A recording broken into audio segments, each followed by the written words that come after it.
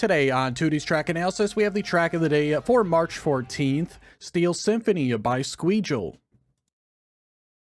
Steel Symphony is a dirt track that also features a couple road and sausage sections.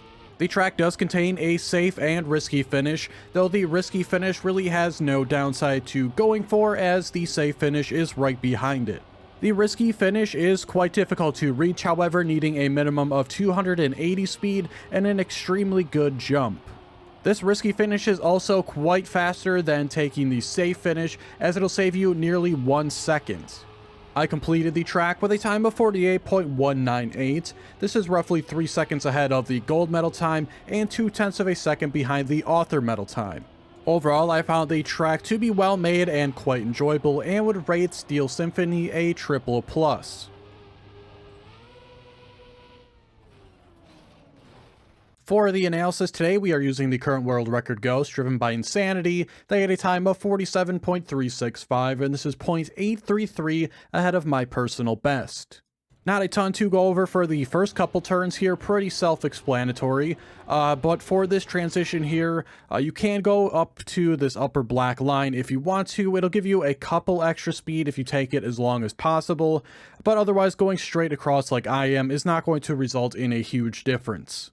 After this section, we have a jump, which right before leaving, you want to start turning towards the left to spin your car a little bit in that direction so you can line yourself up for the next turn. Once we get to the turn here, you want to be on the inside, just brushing up against the apex of this corner, continuing on, really going right down the middle, and for the final turn towards the exit, again being on the inside. Entering this next dirt section here, you want to be basically as wide as you possibly can. Here I actually turned a little bit too early getting into this, and I'll drive over this hump on the right side and lose some distance on the world record. Moving on towards the next jump, again here, I want to be turning slightly towards the left as you jump here. I also found this one to be easier if I jumped higher up towards the right side of this arch. Moving up a little bit, we'll also see the world record take this one more towards the inside, even going over this gap a little bit, while I go more towards the right side to avoid that gap. There's really not a major difference between these two lines as long as you go around the upcoming corner pretty tightly. I'll end up being a little bit further outside than I otherwise would have liked, but we'll only lose about a car length of difference, so I don't think there's a major difference between these two options. And we'll see that inside line here that the world record is able to get. Of course, I was a little bit higher, and now my downward trajectory here makes me turn a little bit late for this upcoming turn, which will cause me to slide out towards the left a little bit, and cost me the most amount of time really in this track. After this turn, we have a uphill in which you want to take this outside line on the black basically the entire way. This was a little bit too difficult for me to do, so of course this will cause me some speed loss here. Not a lot to say about these next couple of sections. After the jump here, just take the inside line here and leave towards the upper right. For this jump onto the dirt here, you want to be aiming pretty straight with a slight turn towards the right at the exit. And basically we have this final turn towards the right, and this will take us to the finishes. Here we can see the world record going for this jump across the gap. Well, I'm going much further here outside towards the left, so I can remain on the dirt the entire way. Anytime I went for this jump across the gap, I found getting to the risky finish was extremely difficult, and I could never really get the height to reach it.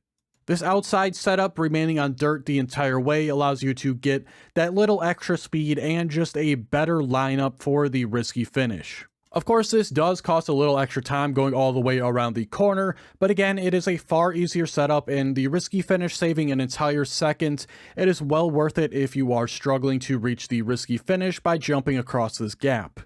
And you sort of want to drive down towards the right here, and then before leaving, start turning towards the left.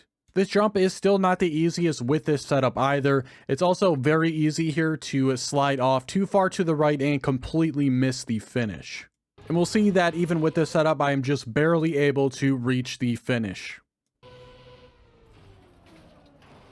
So overall, I really enjoyed the track today. I'd say my only complaints about it would be the risky finish. On top of it already being extremely difficult to reach, it saving an entire second over the safe finish is quite a substantial amount of time. It is made a little bit better by the fact that the safe finish is right behind it, so there really is no big risk in going for that risky finish. That'll do it for today's analysis though. I hope you enjoyed. If you did, be sure to like the video and subscribe. Check the description for links to my Twitch and Discord if you are interested in those, and be sure to check out all the other Trackmania content on the channel. Thanks so much for watching, and I'll see you guys on Thursday for the next one.